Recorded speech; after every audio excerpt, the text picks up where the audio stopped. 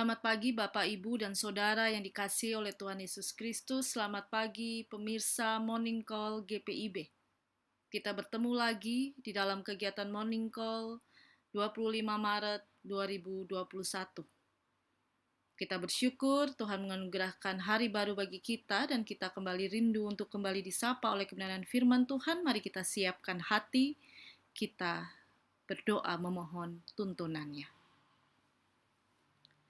Tuhan Yesus, Sang Pengendali waktu kehidupan kami bersyukur untuk hari baru yang Engkau anugerahkan. Kami rindu untuk disapa oleh kebenaran firman-Mu. Urapi kami dengan kuasa Roh Kudus-Mu, agar firman ini boleh memberikan kekuatan baru bagi kami dalam menjalankan kehidupan di sepanjang hari yang Tuhan Yesus anugerahkan. Biarlah kuasa Roh Kudus-Mu juga bekerja melalui hamba-Mu, sehingga firman yang disampaikan seturut dengan cinta kasih Tuhan. Berfirmanlah ya Bapa, kami siap untuk mendengar. Amin.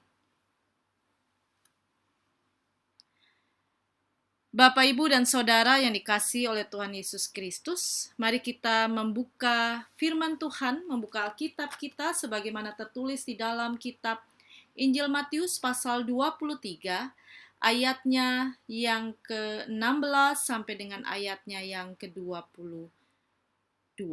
Firman Tuhan berkata, "Celakalah kamu, hai pemimpin-pemimpin buta, yang berkata bersumpah demi bait suci, sumpah itu tidak sah.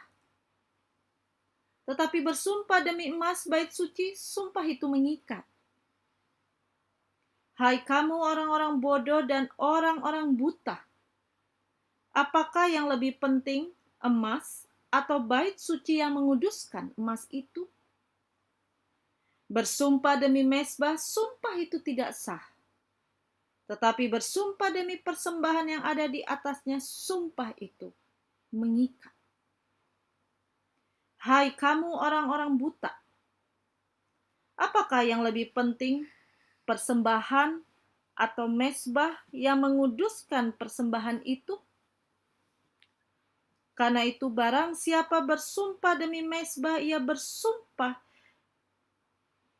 demi mezbah dan juga demi segala sesuatu yang terletak di atasnya. Dan barang siapa bersumpah demi bait suci, ia bersumpah demi bait suci dan juga demi Dia yang diam di situ. Dan barang siapa bersumpah demi sorga, ia bersumpah demi tahta Allah dan juga demi Dia yang bersemayam di atasnya." Sedemikian jauh pembacaan firman Tuhan. Diberkatilah kita yang senantiasa melakukannya dalam hidup kerja layan yang Tuhan Yesus anugerahkan. Bapak, Ibu, dan Saudara yang dikasihi oleh Tuhan kita Yesus Kristus, seorang penulis dari Inggris yang bernama Samuel Johnson, di dalam tulisannya dia menyatakan bahwa sumpah adalah sebuah jerat dosa. Pernyataan Samuel Johnson ini berangkat dari realita di tengah kehidupan manusia yang sering kali mudah untuk mengeluarkan perkataan sumpah tanpa dipikirkan akibat yang harus dilakukannya dari sumpah tersebut. Tanpa dipikirkannya apakah ia mampu, apakah ia sanggup untuk menjaga sumpah itu dengan benar. Menjadi perenungan bagi kita sebagai orang percaya. Bolehkah kita mengucapkan perkataan sumpah itu? Bapak, Ibu, dan Saudara yang dikasihi oleh Tuhan kita Yesus Kristus, bicara tentang sumpah. Hari ini kita bersyukur diizinkan Allah membaca kitab Injil Matius pasal 23 ayat 16 sampai dengan ayatnya yang ke-22. Teks ini merupakan satu kesatuan utuh dari ayat 1 sampai dengan ayatnya yang ke-36, berisi teguran, bahkan kecaman. Kecaman keras Tuhan Yesus kepada ahli Taurat dan orang-orang Farisi. Yesus begitu mengecam para ahli Taurat dan orang-orang Farisi bukan karena kepintaran mereka menguasai hukum Taurat, melainkan lebih kepada perilaku mereka yang tidak sesuai dengan hukum Taurat. Mereka begitu menguasai hukum Taurat, mereka mengajarkan hukum Taurat, tetapi perilaku mereka tidak menunjukkan apa yang sudah mereka ajarkan. Sebagaimana Tuhan Yesus berkata dalam ayat yang 3b, tetapi janganlah kamu turuti perbuatan-perbuatan mereka, karena mereka mengajarkannya tetapi tidak melakukannya. Secara khusus dalam teks kita di pagi hari ini, berkaitan dengan kecaman Tuhan Yesus kepada para ahli Taurat dan orang Farisi tentang sumpah. Bapak, Ibu, dan Saudara yang dikasihi oleh Tuhan kita Yesus Kristus, dalam tradisi Yahudi pada saat itu kata sumpah menjadi sesuatu yang seringkali dikatakan, yaitu sumpah yang didasarkan pada sesuatu yang dipandang kudus. Misalnya sumpah demi Allah, sumpah demi bait suci sebagai lambang kehadiran Allah. Pada saat itu para pemimpin Yahudi telah melarang untuk mengucapkan sumpah demi bait suci karena hal itu berkaitan erat dengan representasi kehadiran Allah yang Maha Kudus. Di satu sisi, para pemimpin Yahudi berusaha seolah-olah menunjukkan bagaimana mereka menjaga kemahakudusan Allah, sehingga telah melarang untuk mengucapkan sumpah demi bait suci. Namun yang disayangkan adalah di sisi lain para pemimpin Yahudi tidak konsisten. Di satu sisi melarang bersumpah demi bait suci, tetapi di sisi lain bersumpah demi emas yang ada di bait Allah dianggap hal yang boleh. Bagaimana di ayat 16 dikatakan sumpah demi bait suci, sumpah itu tidak sah. Tetapi bersumpah demi emas, bait suci, sumpah itu mengikat. Ketika dikatakan sumpah itu mengikat, artinya itu hal yang boleh. Begitu juga ketika melarang bersumpah demi mezbah, tetapi mengizinkan bersumpah demi persembahan di atas mezbah. Bapak, Ibu, dan Saudara yang dikasihi oleh Tuhan Yesus Kristus, Tuhan Yesus mengecam keras apa yang diajarkan oleh para ahli Taurat. Jika kita bersumpah demi bait suci, maka secara otomatis yang harus dimengerti, yang harus dipahami, bahwa kita juga bersumpah demi segala yang ada di bait suci. Begitu juga ketika kita bersumpah demi mezbah, maka kita juga bersumpah demi segala yang ada di atas mezbah itu. Bahkan Yesus mengingatkan para ahli Taurat bahwa peraturan yang mereka buat tentang sumpah seolah-olah menunjukkan bahwa emas bait suci lebih penting daripada bait suci itu sendiri. Begitu juga seolah-olah bahwa korban persembahan itu lebih penting daripada mezbah persembahan itu sendiri. Bagi Tuhan Yesus, apa yang diajarkan oleh para ahli Taurat tentang sumpah ini sangat-sangat menyesatkan.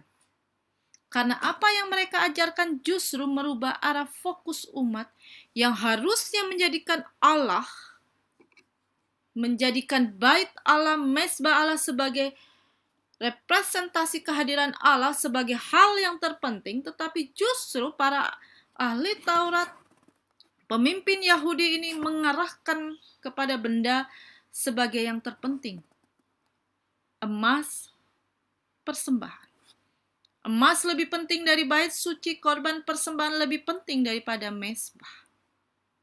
Bapak, Ibu, dan Saudara yang dikasihi oleh Tuhan kita Yesus Kristus, bicara tentang sumpah, mengingatkan kita pada perkataan Tuhan Yesus dalam Injil Matius pasal 5, ayatnya yang ke-37.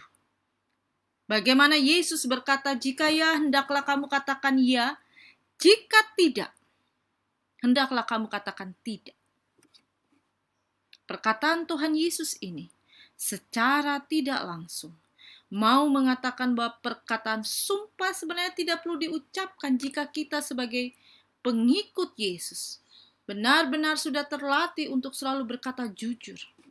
Benar-benar sudah terbiasa untuk selalu berkata jujur.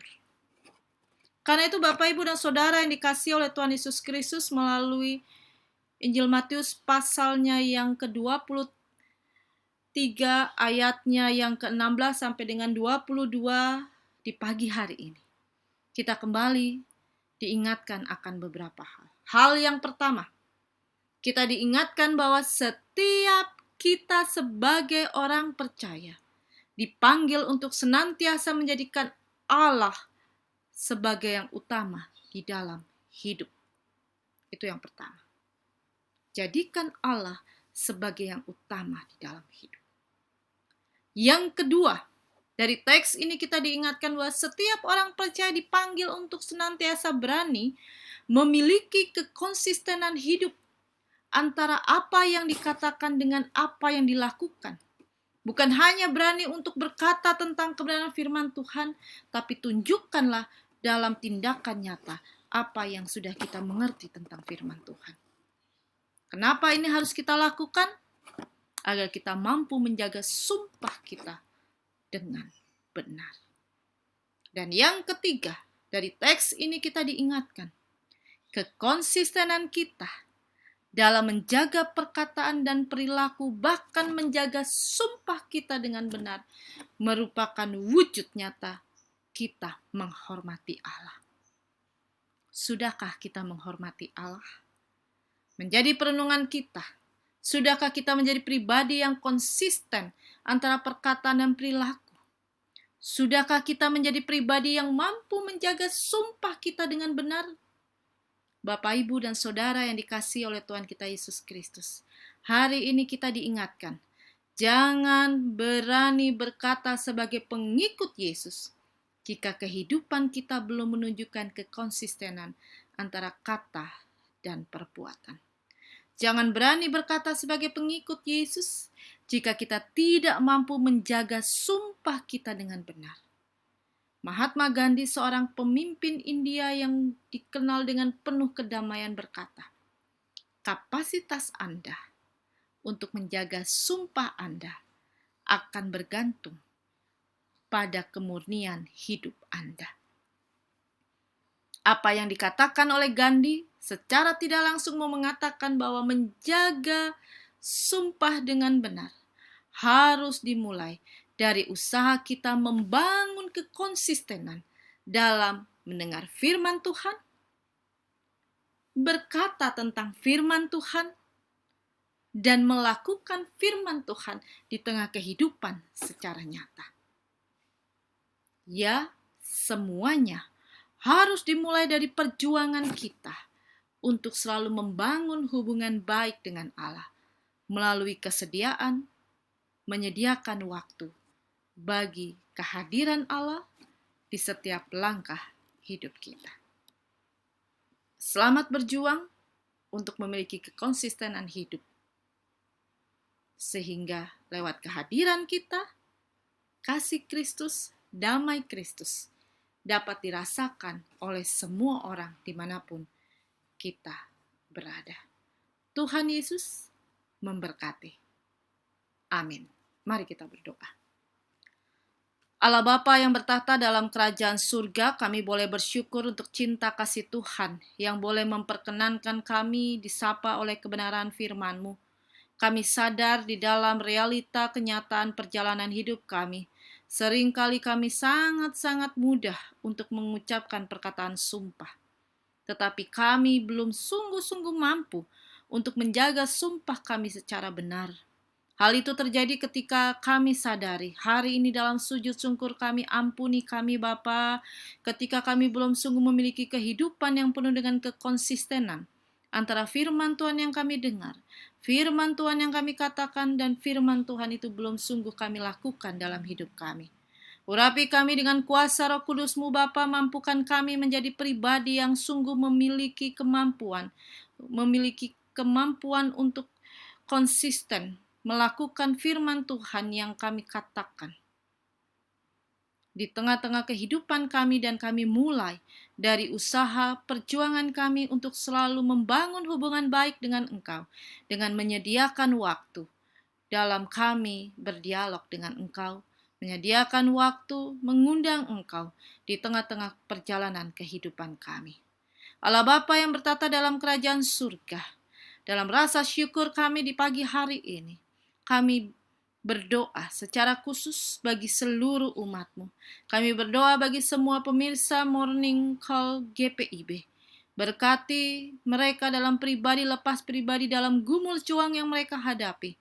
Di tengah-tengah situasi pandemi COVID yang masih kami hadapi, mampukan kami untuk tetap siap sedia menjadi alat misi Allah. Di tengah-tengah kehidupan situasi pandemi COVID ini, kami tetap mampu berkarya untuk menyatakan cinta kasih Tuhan lewat perilaku hidup yang nyata sebagai wujud rasa hormat kami kepada Engkau. Kami juga berdoa bagi pelayanan dan perjalanan kehidupan gereja-Mu GPIB. Berkati pelayanan secara khusus, kami menyerahkan seluruh jemaat-Mu, baik di Pospelkes, jemaat di Pospel maupun jemaat-jemaat-Mu dimanapun berada, beserta juga fungsionaris majelis sinode. Berkati kami dalam satu kesatuan sebagai gereja-Mu. Kami boleh tetap hadir menjadi alat misi Allah untuk menghadirkan damai sejahtera-Mu di tengah-tengah kehidupan bangsa negara kami, di mana kami berada di Indonesia ini. Bapa yang Maha Baik, kami juga berdoa secara khusus untuk kehidupan bangsa dan negara kami. Berkati para pemimpin bangsa kami dimanapun berada untuk menjadi pemimpin yang takut akan Tuhan dan mampu menghadirkan damai sejahtera Allah di dalamnya. Di tengah-tengah situasi pandemi COVID, bantu kami Tuhan selaku warga negara boleh mendukung pemerintah kami dalam memutus rantai COVID-19. Dalam kami benar-benar menjadi pribadi yang disiplin dalam menjalankan kehidupan new normal ini. Kami juga menyerahkan situasi proses program vaksinasi yang masih terus berjalan. Berikan kelancaran agar proses vaksinasi ini boleh benar-benar tepat sasaran, sehingga boleh benar-benar membantu kami dalam kebersamaan di tengah bangsa negara ini untuk menghadapi situasi pandemi COVID ini secara benar. Terima kasih Tuhan Yesus yang Maha Baik untuk karya dan cinta Tuhan dalam kehidupan kami. Dan biarlah ketika hari ini kami akan memulai langkah aktivitas kami pertaruhkan semua itu hanya ke dalam tangan cinta kasih Tuhan yang adalah sumber kehidupan kami, yang adalah pemilik hidup kami. Dan biarlah kiranya kasih karunia dari Allah Bapa, damai sejahtera dari Tuhan Yesus Kristus, serta persekutuan dengan Roh Kudus menyertai memberkati kita semua dari saat ini sampai selama-lamanya. Amin. Kita sudah boleh mendengar firman Tuhan, dan bila firman dan yang sudah boleh kita dengar ini menjadi pegangan bagi kita untuk menjalankan kehidupan, aktivitas, karya layan yang Tuhan Yesus percayakan. Selamat berkarya layan, Tuhan Yesus memberkati kita dimanapun kita berada.